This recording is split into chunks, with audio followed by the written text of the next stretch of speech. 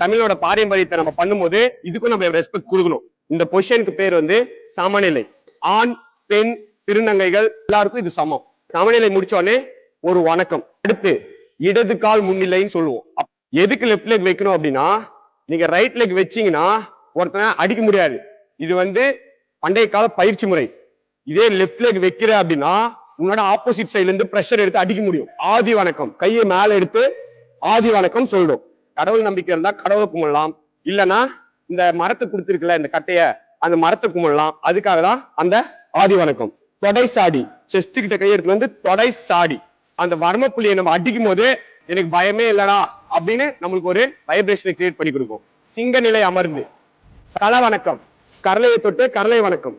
அடுத்து ஆசான் வணக்கம். கட்டையை பிடிக்கிறீங்க, சும்மா இப்படி ஸ்விங் பண்ணி எடுத்து கரலை முத்திரை. சமநிலை வணக்கம், இடது கால் முன்னிலை,